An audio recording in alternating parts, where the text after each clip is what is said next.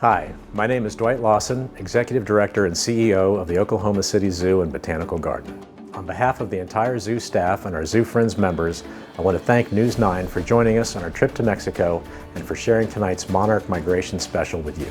Tonight's program reveals the importance of all pollinators like monarch butterflies and hopefully inspires you to take simple steps to help conserve them. Currently, millions of monarchs are flying through Oklahoma towards Mexico where they'll stay for the winter. And if you're inspired to travel, I'm happy to announce that the zoo is hosting 3 conservation travel programs for 2026, including a trip to the Amazon rainforest in June, an African safari in Namibia in July, and we'll return to Mexico to witness the monarch migration again this January. For more information on these trips, visit okczoo.org/travel. Space is limited and will sell out quickly. Until then, thank you for watching and we'll see you at the zoo.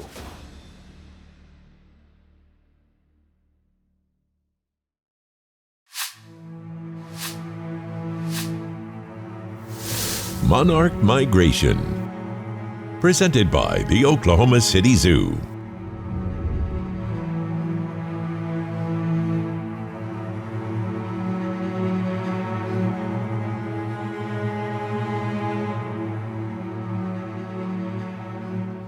Does it ever seem like there are fewer monarch butterflies around these days? We've heard that a lot. It's not nostalgia, it is fact. Over the last 30 years, the monarch butterfly population has rapidly decreased. Scientists can't fully explain how multiple generations of butterfly instinctively know how to make it from Mexico to Canada and back to winter every single year. What is clear, their path takes them directly through Oklahoma, south every fall, north every spring. So what is being done to preserve this mystifying migration? We traveled with the Oklahoma City Zoo to Mexico to find out.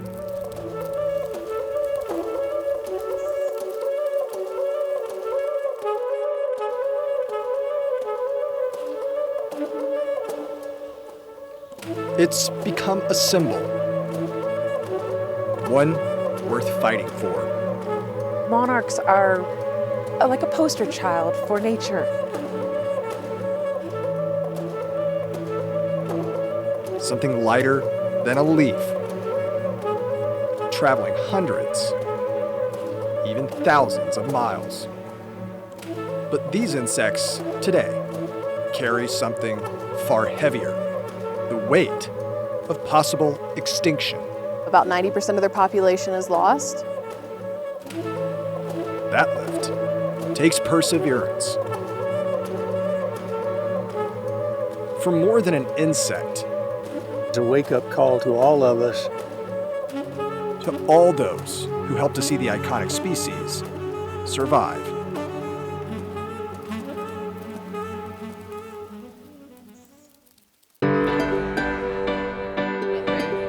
How are y'all doing?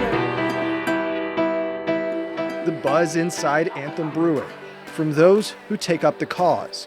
This event is put on by Okies for Monarchs, the public-facing campaign of the Oklahoma Monarch Society, That looks good. and its leader, Katie Hawk. Look at your face, it's beautiful. Can I take a picture with her? Flutters about the room, spreading awareness from person to person.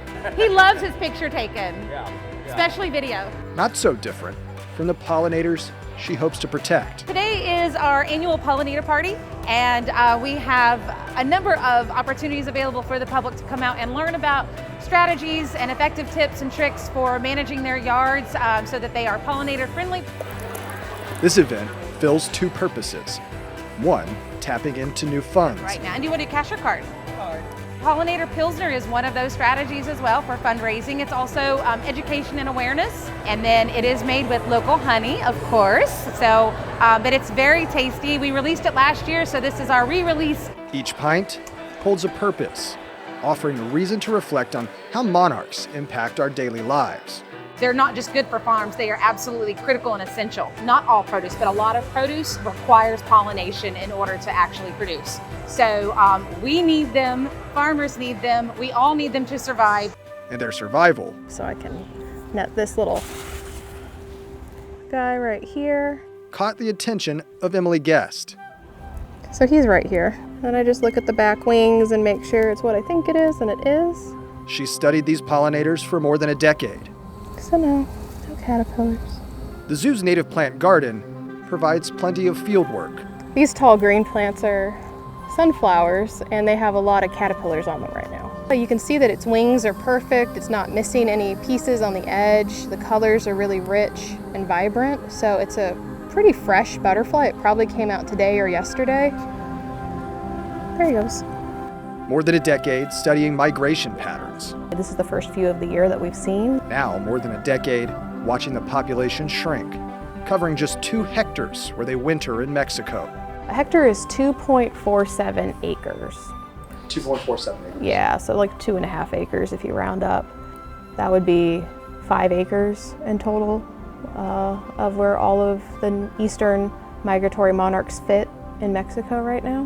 When we look at the history of monarchs, where there's around 20 million monarchs per hectare, and we currently have less than 2 hectares in Mexico, so there's only around 40 million monarchs in North America.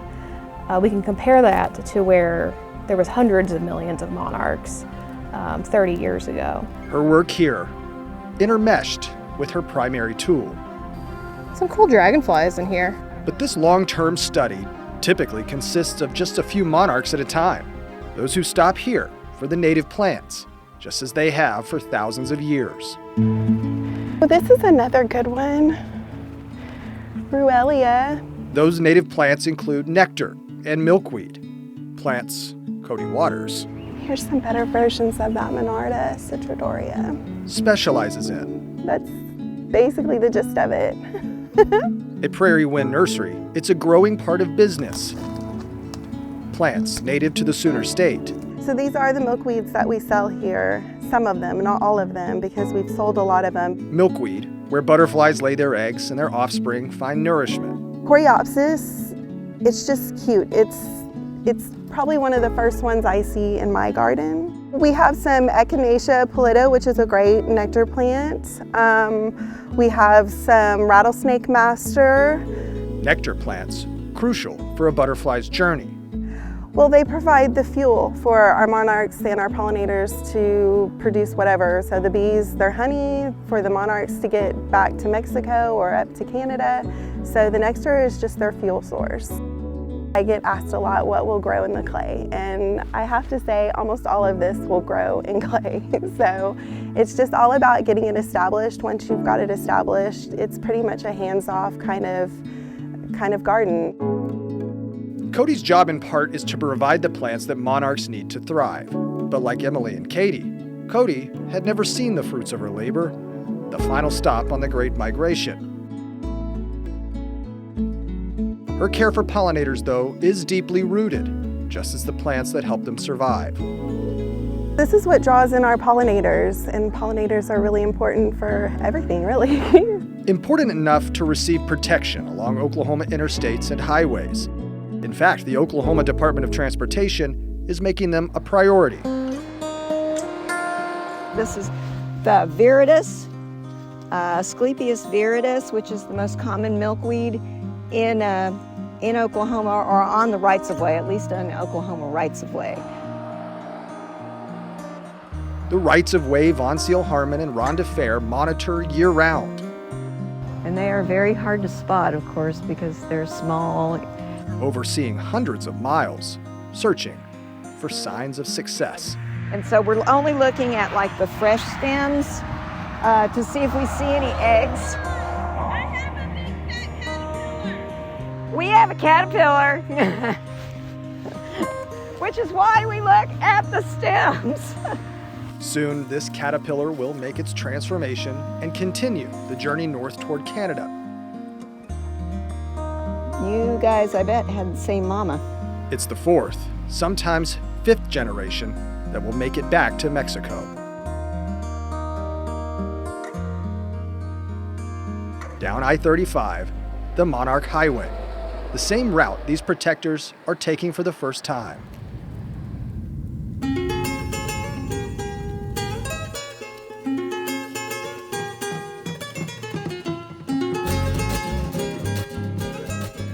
Just outside of Mexico City, in the state of Michoacan, the Monarch moves into the Sierra Mountains. Accessing them, not always a smooth ride. We're seeing a few, just like one or two here or there, monarchs. Larissa Balzer is among those who made the journey. That's, where they go, of course. Though she now lives in California, Buenos dias. she's a longtime member of the Oklahoma Monarch Society. It had been doing its thing prior. And this is her first time seeing where they winter. See, there's a huge cluster in the tree. Oh my God. The butterflies cluster on tree branches to stay warm. In Mexico this year, just 23 colonies. Taking in the sight of them, Like, you want to be up here and you're excited, but you get here and you're instantly just like at peace. Like, there's something sacred about the mountain and the birds, and you're huffing and puffing, and then these beautiful butterflies are just around you, and it's just very it feels very sacred here. It feels very special. Special for Katie, for Rhonda and Cody. It just felt like a dream. Oh, it was just magical. It was so fantastic. It's probably the most amazing thing I've seen, and that's not even the right word for it. You would really have to be here to understand, but it just felt very magical and special. Special for all these Okies, whose reactions were largely the same. Isn't it amazing? They're all in here, and they're just everywhere you look, you see them wiggling their wings. It was overwhelming. I started crying when I started seeing them, and I had to take a step back and just sit there and be with them for a minute and get grounded, and then be like, okay, now let's look at how cool they are from a scientific perspective again and see what they were doing and their behaviors. But that first moment was just stunning, and I'll treasure it forever. This is as close to God as humans get. It's really magical. It was like, I have no words, and that is exactly what will happen to you. Your words will be taken away from you when you see how they use the forest. We saw them in clusters.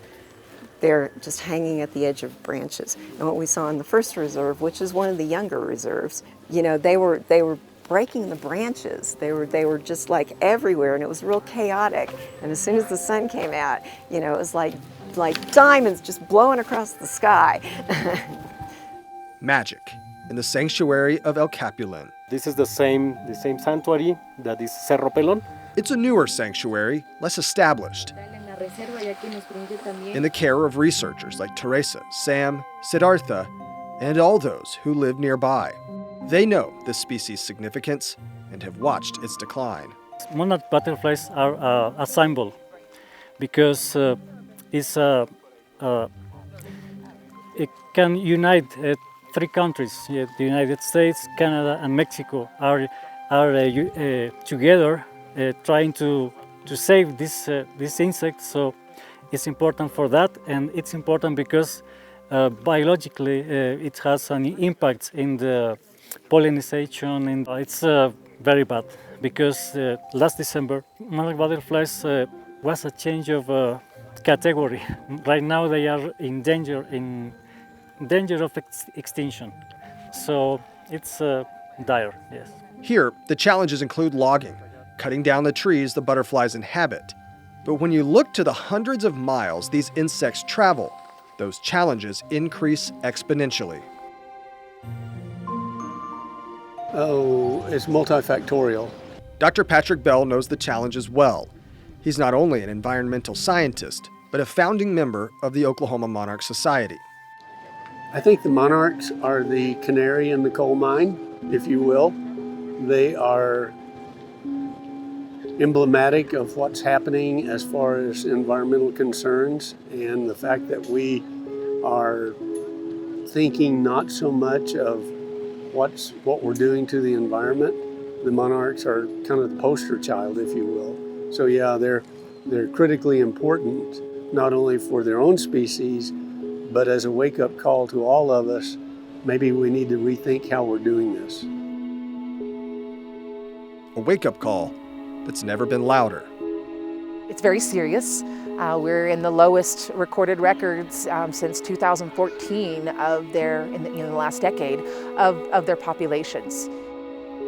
Loss of habitat due to development and of course loss of habitat due to use of herbicides, and of course loss of the species due to use of pesticides. Additionally, climate change is a major factor. Unfortunately, the climate changing is actually modifying their behavior. They're confused. They're moving at different times, maybe too soon, too late. And if they start migrating too soon because the climate is warmer, and they start migrating north from Mexico to Oklahoma, we don't have any blooms yet. We don't have nectar. Nectar fuels their wings. So, and it's not just them, other pollinators are coming out when that warmer weather is happening, but the plants aren't blooming yet. Blooms needed in Mexico and in our own backyards. We need to put milkweed in the ground for Oklahomans. We need to deal with all of the stuff that we spray in agriculture. Once upon a time, probably every single tree on this mountain would have been covered with a butterfly. And there's no reason why that can't exist again. It's our responsibility to take care of this. We're on a rock in space. Like, it's incredible that we even have this, that it exists, you know? So it is our responsibility to take care of it. It's more than just our spring flowering plants. Our habitats need to be just as diverse as what we saw out here. So the more diverse that I can help somebody get their yard into, and the more rewilding of their yard that we can get to, the more impact this has.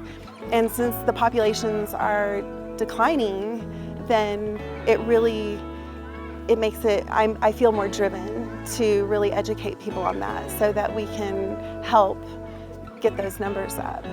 Getting numbers up in backyards only goes so far. The mission extends to our rights of way, the state's yard, if you will. It does take effort on our part, but some of the things that we do proactively actually save us money in the long run. You know, if we maybe don't mow as much, or don't mow all the way to the right-of-way fences, just mow the clear zone on either sides of our highways, you know, that can save us money and, you know, benefit the monarchs as well. And I think even more important than that is just the example that we set for the citizens of the state. This is the idea. We know that the migration is fragmented. We know that agriculture and pesticides and urbanization are causing all of the problems, a lot of the problems for the monarch. But if we can take, like, for example, the U.S. roadway system is almost 12 million miles. That's a lot of land system. And, you know, when you think about, you know, some of these rights-of-way are 400 feet, some of them are 30 feet. If we can only mow in the safety areas, or we only use pesticides in the safety areas. The efforts stateside help fill these sanctuaries south of the border, places like Sierra Chinqua. Butterflies in this age of the year, they start to moving sometimes from the higher places to the lower places. At nearly 12,000 feet, much of the climb can be done on horseback. A luxury for some, necessity for others. The hike can be difficult.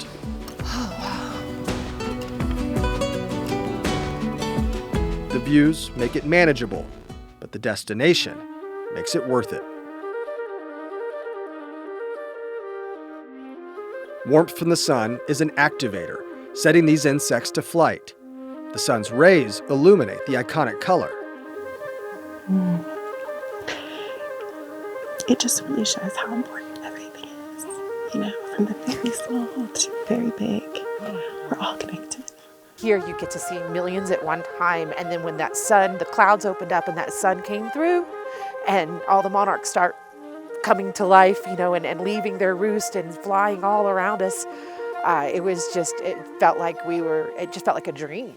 It was magical. It's unlike anything I've ever witnessed. You know, we've seen videos and watched documentaries, and you can't match that experience in person. How many butterflies do you think we're looking at? It's just mind-blowing to finally get to see that, because I don't get to see that in my yard. Like, I rarely see butterflies in my back. I mean, I see butterflies, but not like this, you know? And in their midst, it's straight magic. Few words are needed.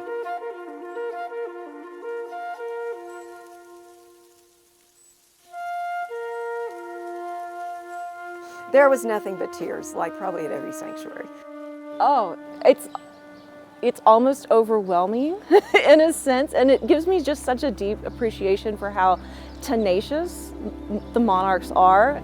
It was inspirational and truly heartfelt as far as how warm it feels to just think we're not there yet, but we can make a difference. A difference seen at the country's most established sanctuary, El Rosario.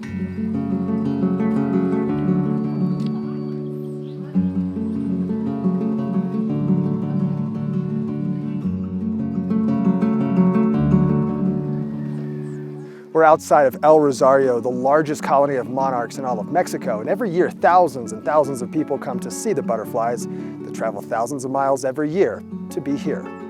Those thousands turn to millions inside, a sight to behold.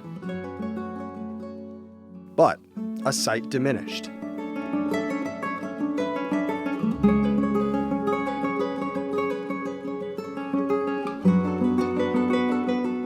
This year we have a little recovered from the last year. The last year was the less number of butterflies. Biologist and researcher Siddharth Neri has watched that change over the last few decades, back when observations were made by helicopter. It was impossible to cross or come out because they were everywhere.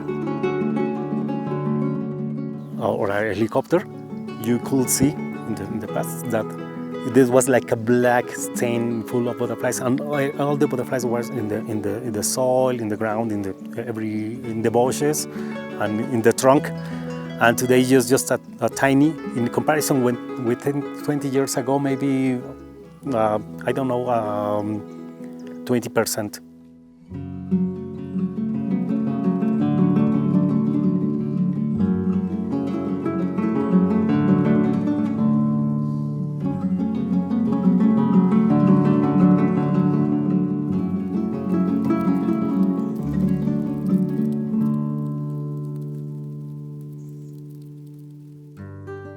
This year's Signs of Hope still warn of trouble ahead, especially for those whose livelihood depends upon their existence.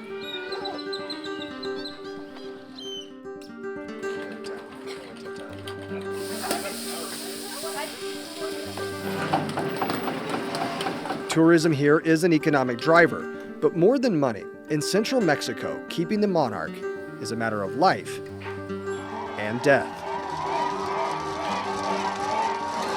Dia de los Muertos, the Day of the Dead, the first 2 days of November. It's a chance to celebrate relatives that have passed. And no one celebrates Dia de los Muertos like the town of Pátzcuaro.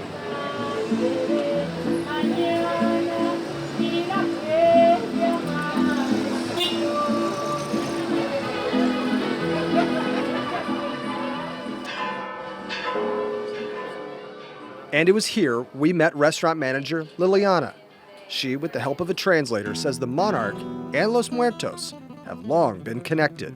Particularmente en el municipio en el que nos encontramos hoy, que es Pátzcuaro. It's very important for us that we get the butterfly here because there's an old tradition that says that the butterflies carry the souls of the people who passed away. And they arrive here days before the Day of the Dead, which is the 1st and 2nd of November.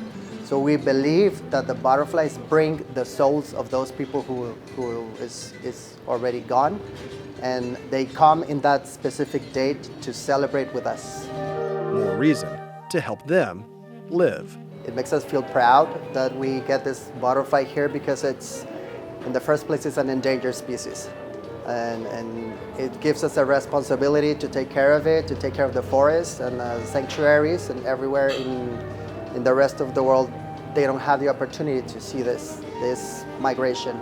So it makes us feel like we have not only pride in receiving them, but also responsibility to take care of it. It's a phenomenon that doesn't happen everywhere in the country. It's something that it's particularly received here in Michoacán in our sanctuaries.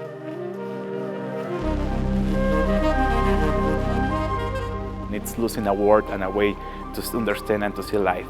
Tour guide Ronnie Cerrone has studied Mexican culture for years. For him, the monarchs also symbolize living memory. I remember when I was a kid, my grandfather took me to the first sanctuary, that it was the Rosario Sanctuary.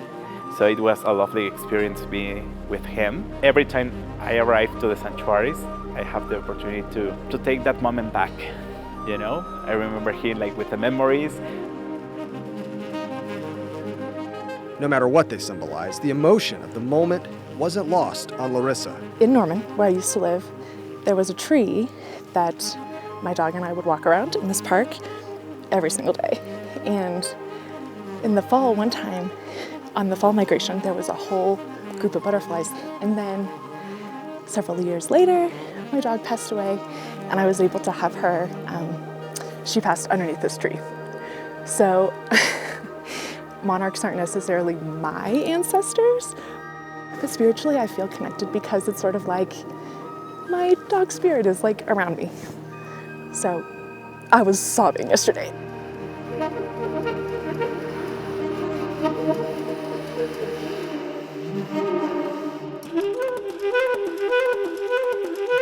This trip, a comfort for the entire group, seeing firsthand what they fight for. And seeing that, I felt like, yeah, we can do this, but man, it resonated deep inside. Connection was something that I have spent decades championing, and it felt like, yeah, this was worth it. It helps really cement that this is why I do this. I've spent all these years studying them, and it's not always fun to sit there and parse through the data and write the papers and go through peer review, or even being out in the field in some of those 110-degree Oklahoma summer days. So in those moments, you're just like, why am I doing this? And so to be here and see them, it really made me realize that, yeah, this is why I do it. It just was so worth it to see it and see the looks on other people's faces as they first got to see that connection and have that moment was also really magical. It's going to make me more driven. It's going to give me the ability to educate people more and be more passionate about educating them. It also kind of opens my eyes to see that it's more than just milkweed. It's more than just our spring flowering plants. Our habitats need to be just as diverse as what we saw out here. We want to check the top of the plants to see if there are any eggs. We know what it looks like on going and coming from the migration, but to have that perfect circle of seeing them where they overwinter, where they begin their journey to come back to Texas and Oklahoma, because that's, you know, a fifth generation, they hit Texas and Oklahoma looking for resources to go to the breeding grounds. And so it tells me that our maintenance guys have been doing the right thing. They've committed to it, and they don't have to. It's all voluntary. So many other organizations have committed to it. I think we're just gonna knock it out of the park, and we're gonna help the overwintering population here. It literally refuels our tanks, refuels our wings to go back home and continue this mission. It energizes us even more, and I believe it takes our passion to a new level and our understanding to a whole new level. To now be able to bring that home, we have a better understanding of the importance of our work back home, and I believe that it will enhance our storytelling as well and enhance our ability to be able to connect Oklahomans with the importance of the monarch migration. 1 in 3 bites that we take every day require pollinators to pollinate the crops for us to eat. Monarchs are a pollinator, and anytime that we're helping the monarchs, we're helping all pollinators. We absolutely need our pollinators in order to continue producing crops. The monarch. Lighter than a leaf. Heavy with purpose. Carrying the weight for all pollinators. That may just be a symbol worth fighting for. If you would like to learn more about the statewide efforts to protect the monarch butterfly, if you would like to help, we have additional information, resources, and additional content available right now at news9.com. For Oklahoma Zone, I'm Colby Thelen. Monarch Migration has been presented by the Oklahoma City Zoo.